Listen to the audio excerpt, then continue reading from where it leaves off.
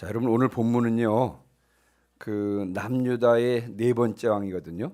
남유다. 이제 솔로몬이 죽은 다음에 남과 북으로 분열된 것 여러분 이제 이미 알고 계시고, 남유다의 네 번째 왕이 누구냐면 르호보암, 아비암, 아사, 여호사밧.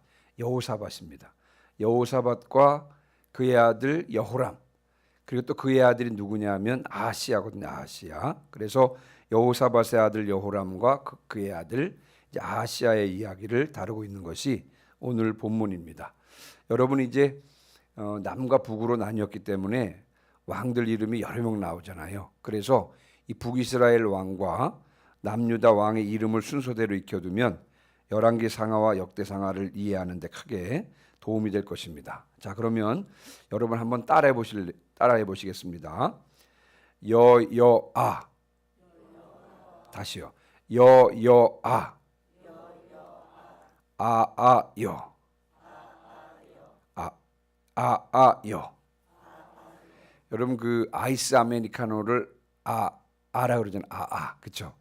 그래서 제가 이제 남유다 북이스라엘 왕의 이름 순서를 좀 몇 사람 좀 말씀드리려고 그랬는데, 먼저 여여아, 그다음에 아아여라 그랬거든요. 여여아가 뭐냐면 남유다의 네 번째 왕이 여호사밧이라 그랬죠. 하나님께 칭찬받은 왕입니다. 여호사밧이 여자로 시작됩니다. 여자. 그래서 여호사밧의 아들 이름이 여호람입니다. 그 다음에 그리고 나서 그 아들이 아하시야예요. 그래서 여여아예요. 아시겠죠? 여여아. 남유다 네 번째 왕 이름이 여호사밧이고 그의 아들이 여호람, 그 다음에 아하시야. 그래서 여여아고요. 반대로 이제 북이스라엘의 일곱 번째 왕이 아합이거든요. 일곱 번째 왕이 아합입니다. 여로보암 1세, 나답, 바하사, 엘라, 시므리, 오므리, 아합. 그래서 일곱 번째 왕이 아합인데요.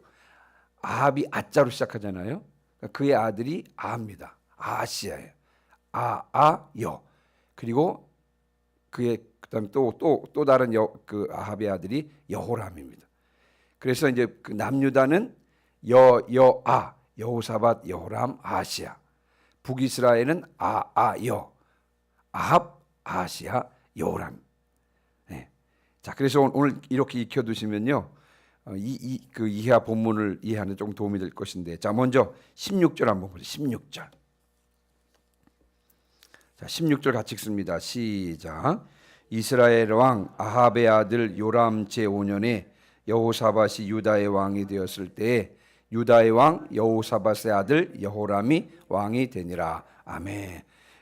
남유다의 왕이 여호사밧이죠. 여호사밧의 아들이 여호람이라고 말씀드렸죠.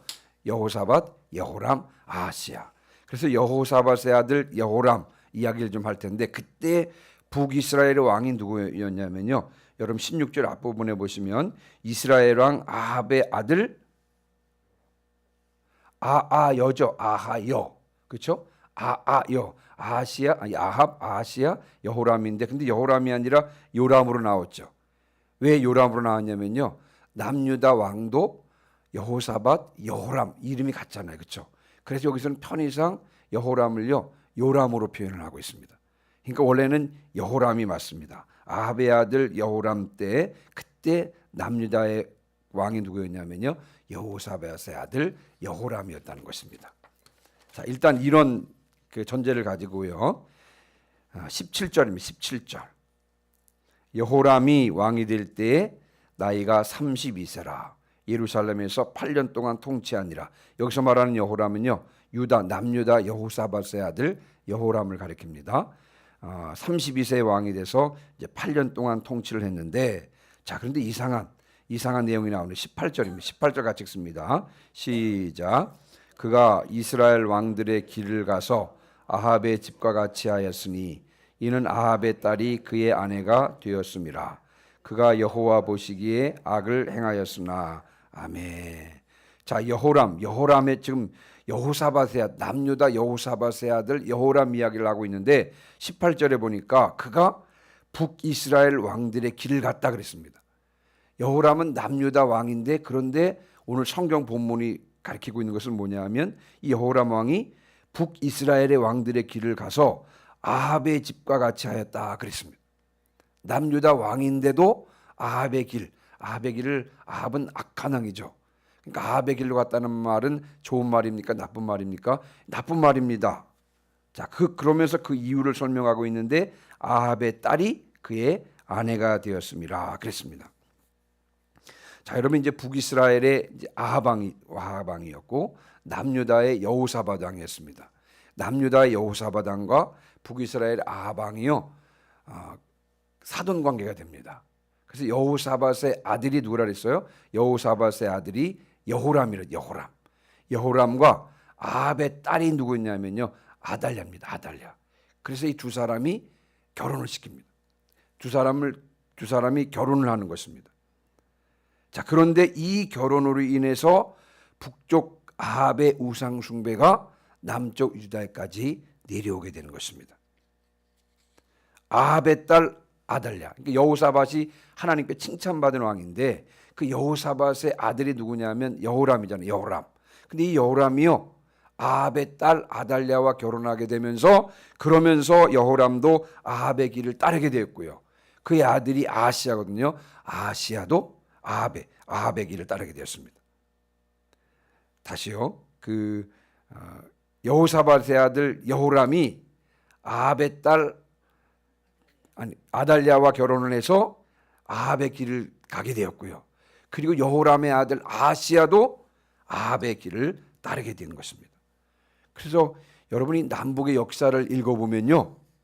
아합의 아내가 누구였죠? 아합의 아내가 이세벨이잖아요. 그 이세벨이라고 하는 사람이 참 대단한 사람이라는 생각이 듭니다. 여러분 이세벨은 바알 숭배의 중심지였던 시돈의 왕 그 엣바알의 딸이거든요. 어렸을 때부터 철저하게 바알 숭배를 몸에 익혔던 사람입니다. 이세벨이라는 사람이요. 그래서 이세벨이 이제 북이스라엘의 아합과 결혼을 했어요. 아합과 결혼을 하면서 북이스라엘의 국교를요 이 바알 종교로 바꿨습니다.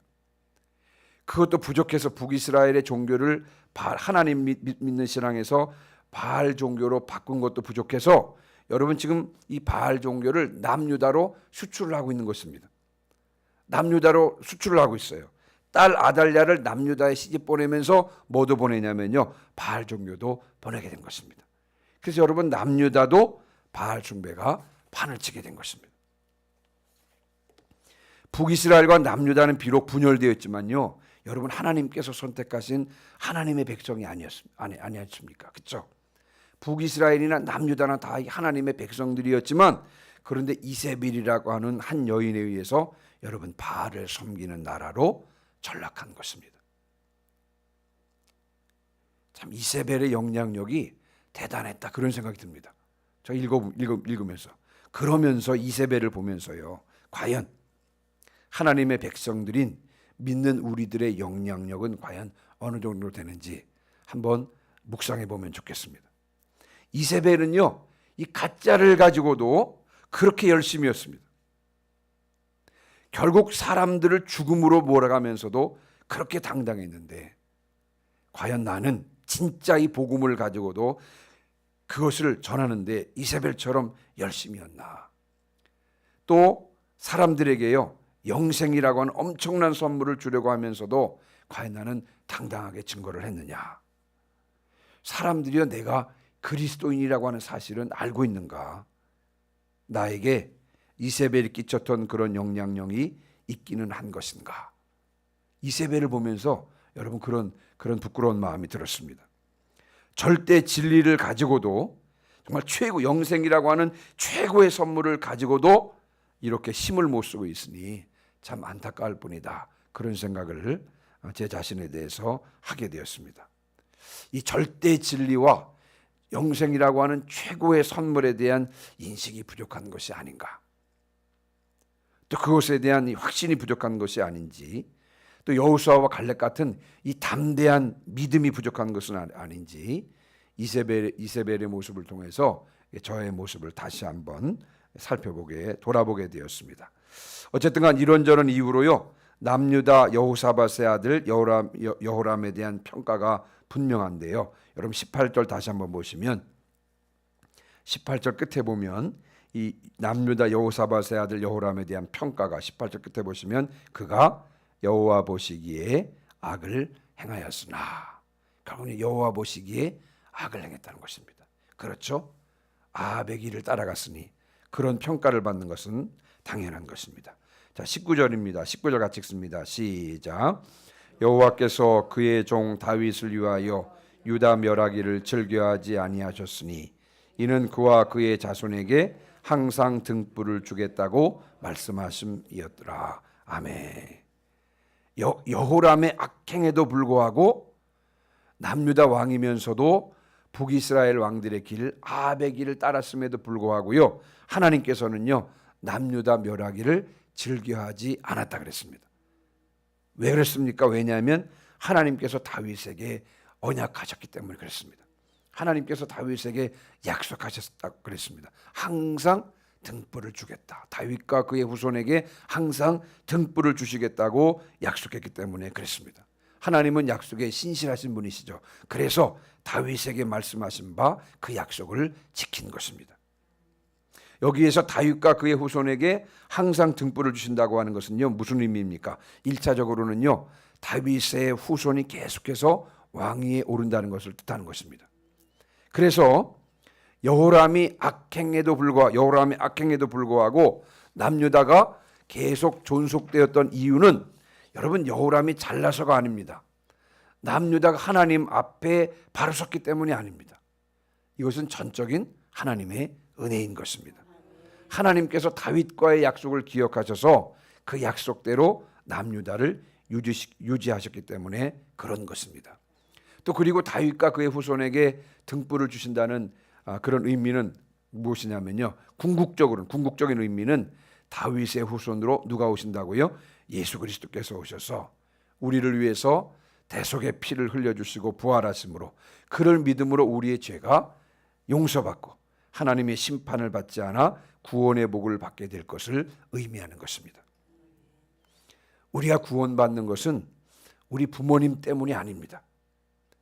우리가 하나님의 심판을 받지 않는 것은요, 우리가 이 땅에 살면서 착한 행실을 했기 때문이 아닙니다. 우리가 하나님의 자녀가 된 것은요, 우리의 혈통 때문이 아닌 것입니다. 우리가 영생을 얻는 것은요, 우리의 지식이 많기 때문이 아닌 것입니다. 에베소서 2장 8절로 9절의 말씀에 보시면 너희는 그 은혜에 의하여 믿음으로 말미암아 구원을 받았으니 이것은 너희에게서 난 것이 아니요 하나님의 선물이라. 행위에서 난 것이 아니니 이는 누구든지 자랑하지 못하게 함이라. 우리의 구원은 전적으로 하나님의 은혜로 된 것입니다. 우리의 구원은요, 하나님께서 다윗과 그의 후손에게 등불을 주시겠다고 그 약속하신 대로 오신 그런 예수 그리스도를 믿음으로 말미암아 은혜로 주어지는 것입니다. 여러분, 나를 구원하신 하나님은 약속에 신실하신 하나님이십니다. 늘 주님의 은혜에 감사하며 늘 그분의 약속의 말씀을 붙잡고 기쁘고 감사함으로 나아가시기를 주님의 이름으로 축원합니다. 자, 20절부터 22절입니다. 자, 20절부터 22절을 같이 한번 읽어볼까요? 시작. 여호람 때에 에돔이 유다의 손에서 배반하여 자기 위에 왕을 세운 고로 여호람이 모든 병거를 거느리고 사일로 갔더니 밤에 일어나 자기를 에워싼 에돔 사람과 그 병거의 장관들을 치니 이에 백성이 도망하여 각각 그들의 장막들로 돌아갔더라. 이와 같이 에돔이 유다의 수하에서 배반하였더니 오늘까지 그러하였으며 그때 림나도 배반하였더라. 아멘. 남유다 여호사밧의 아들 여호람 때에 에돔이 배반했습니다. 그리고 림나도 배반했다 그랬습니다.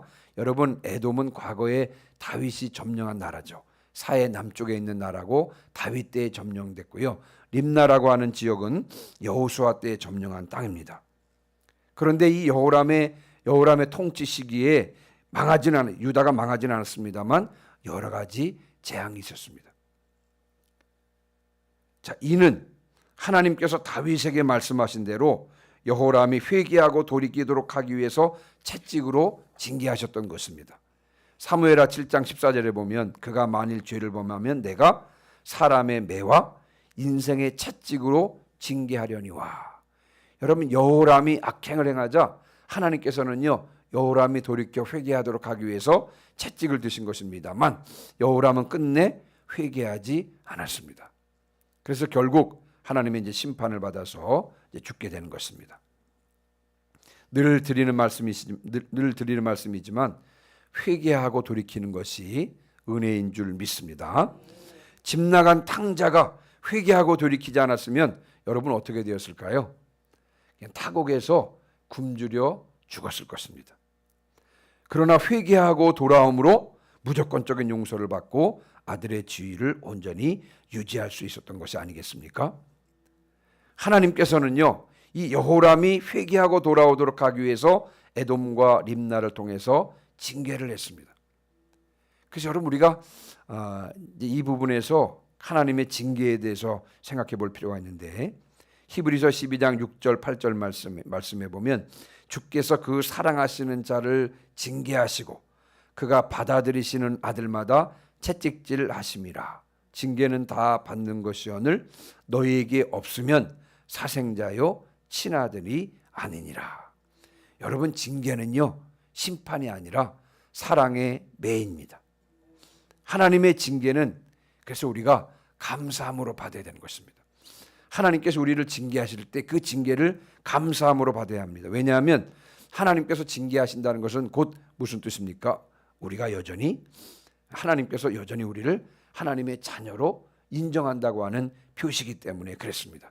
우리가 감사함으로 징계를 받아들이면 히브리서 12장 11절 말씀대로요 우리가 의와 평강의 열매를 맺게 되는 줄 믿습니다.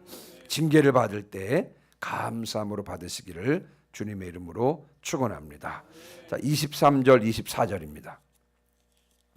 자, 23절 24절은 제가 읽습니다. 여호람의 남은 사적과 그가 행한 모든 일은 유다 왕 역대지략에 기록되지 아니하였느냐. 여호람이 그의 조상들과 함께 잠에 그의 조상들과 함께 다윗성에 장사되고 그의 아들 아하시야가 대신하여 왕이 되니라. 자, 여호람이 이제 죽었습니다. 죽는데 그의 사적과 행한 모든 일이 23절에 보니까 유다 왕 역대지략에 기록되었다 그랬습니다. 여러분, 유다 왕 역대지략은요 사관들에 의해서 쓰여진 역사 기록물인데 뭐 지금은 남아 있지는 않습니다. 그래서 이제 왕들의 사적을 기록한 유다 왕 역대지략에 기록되어 있고요. 여호람이 죽고 그의 아들이 누굽니까? 누구죠? 아하시야가 남유다의 왕이 됩니다. 자, 그러면서 이제 25절부터 27절입니다. 자, 25절부터 27절은 같이 읽습니다. 시작. 이스라엘의 왕 아합의 아들 요람 제12년에 유다 왕 여호람의 아들 아하시야가 왕이 되니 아하시야가 왕이 될 때 나이가 22세라. 예루살렘에서 1년을 통치하니라. 그의 어머니의 이름은 아달랴라. 이스라엘 왕 오므리의 손녀이더라. 아하시야가 아합의 집 길로 행하여 아합의 집과 같이 여호와 보시기에 악을 행하였으니 그는 아합의 집에 사위가 되었음이로라. 아멘. 남유다 여호사밧의 아들 여호람의 아들 누구? 아하시야가 이제 왕이 되었을 때, 그때 여러분이 이제 22세의 왕이 되었고요. 예루살렘에서 1년만 통치하고 죽습니다. 이 아하시야는요 1년만 통치를 하게 됩니다. 자, 그런데 그의 어머니가 누구냐면요, 그의 어머니는 북이스라엘의 악한 아합의 딸 누구였죠? 아달랴입니다. 그래서 이 아달랴는요 26절에 보면 아달랴는 특별하게 어머니의 이름이 기록되어 있습니다. 아달랴라고. 그래서 저자는 이것을 지금 강조하고 싶은 것입니다. 아하시야의 어머니가 누구라고요? 아달랴임을 지금 강조하고 싶은 것입니다. 그래서 아하시야도 아버지 여호람처럼 아합의 집의 길로 행했고 여호와 보시기에 악을 행했다 그랬습니다. 아버지 여호람도 아합의 길로 행했고요. 그의 아들 아하시야도 아합의 길로 행해서 여호와 보시기에 악을 행했다 그랬는데 그 이유에 대해서 설명하면서 27절 끝부분에 보면 그는 아합의 집에 사위가 되었음이라 그랬습니다. 아마 아하시야는 정략 결혼을 해서요 아합 가문과 결혼했던 것이 틀림이 없습니다. 자, 요약을 한번 해보면요, 여러분이 아하시야는 1년만 통치하고 죽습니다. 그가 1년만 통치하고 죽은 이유가 그의 어머니 아달랴와 관련이 있다고 하는 것을 지금 여러분 성경 기자는 강조하고 있는 것입니다. 그는 어머니의 영향으로 아합의 집의 사위가 되어서 아합의 집의 길로 행했습니다. 여기서 말하는 아합의 집이라고 하는 것은요, 우상 숭배를 말하는 것입니다. 바알 숭배를 말하는 것입니다. 그래서 아하시야도 아합과 같이 바알 숭배했음을 알 수가 있는 것이고요. 결국 우리가 오늘 이제 자세하게 설명은 안 합니다만 28절 이하에 나오는 대로요, 이 아하시야가 아합의 아들 요람과 함께 아람의 전투에 참여합니다. 길랏 라못의 전투에 참여를 하고 거기에서 이제 북이스라엘의 그 아합의 아들 요람이 부상을 당하고 문병차 내려갔다 결국은요, 아하시야가 예후의 손에 의해서 죽게 되는 그 내용은 이제 후에 우리가 살펴보게 되는 것입니다. 그래서 1년만 통치하고 죽게 되는 것입니다. 성경이 말씀하고 싶은 바는 뭐냐면 이 북이스라엘의 아합과 남유다 여호사밧이 맺은 이 사돈 관계가 계속해서 남유다의 악영향을 미친다고 하는 것입니다. 결국 그 일로 남유다는 우상 숭배에 휩싸이게 되고요, 그 불필요한 아람과의 전투에 연루되어서 아하시야가 목숨을 잃게 되는 것입니다.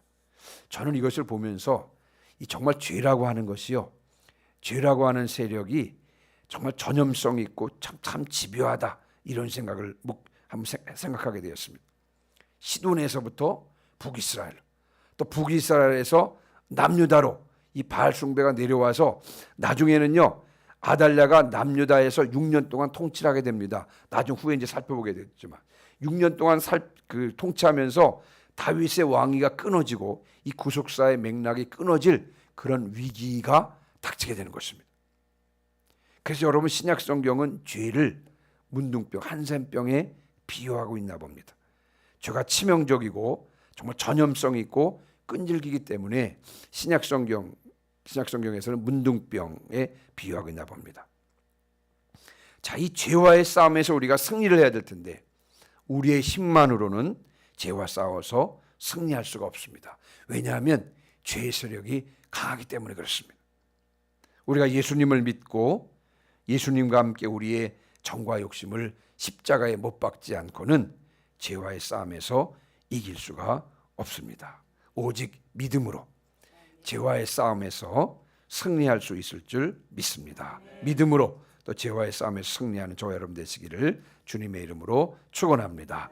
오늘 이제 말씀을 마무리하고 마치면서 우리가 이 아침에 기도할 제목이 이제 한 세 가지 정도 될 텐데, 먼저는 이 복음이라고 하는 절대 진리, 이 최고 영생이라고 하는 최고의 선물을 가지고 선한 영향력을 끼치는 자가 되게 하시옵소서.